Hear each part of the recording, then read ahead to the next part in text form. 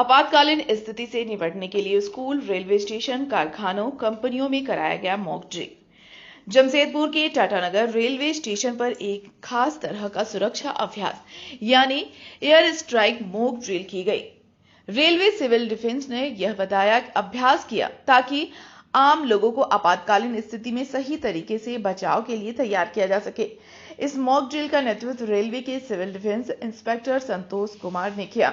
उन्होंने लोगों को बताया कि अगर दुश्मन की तरफ से हवाई हमला होता है तो सबसे पहले और जरूरी कदम है सीधे जमीन पर लेट जाना है ताकि जान का जोखिम कम से कम हो।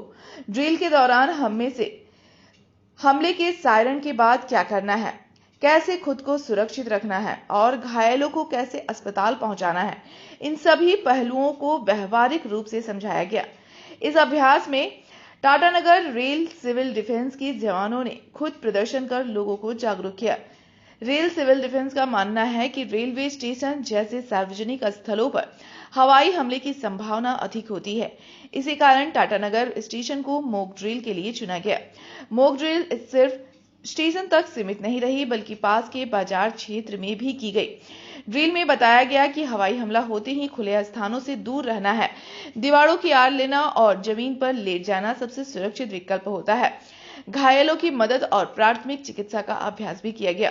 गृह मंत्रालय के निर्देशानुसार देश भर के संवेदनशील शहरों में इस तरह की मॉक ड्रिल की जा रही है।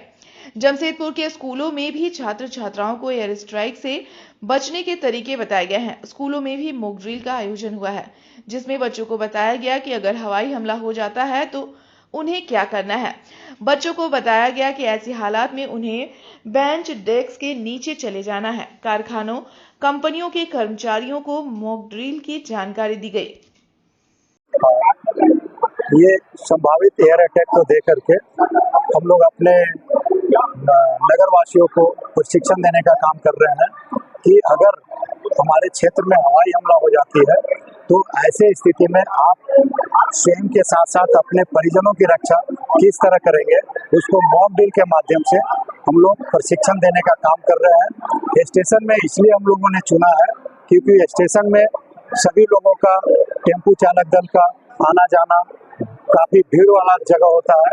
यहाँ अगर हम लोग प्रशिक्षण दे देते हैं तो स्टेशन क्षेत्र हमेशा हवाई अलर्ट, रेड अलर्ट एरियाज में टारगेट किया जाता है। तो इसलिए इस क्षेत्र में इसका प्रशिक्षण हम लोग देने का चुने और यहाँ हम लोग दे रहे हैं कि अगर हो गई तो आप अपना बचाव किन किन क्षेत्रों में खड़ा होकर के कैसे बचाव कर सकेंगे, उसका लाइव डेमोन्स्ट्रेशन हम लोगों ने किया ताकि ज़्यादा से ज़्यादा लोग अपना जान का रक्षा कर सकें। मेरा नाम Santosh Kumar, civil defence inspector Tatanagar.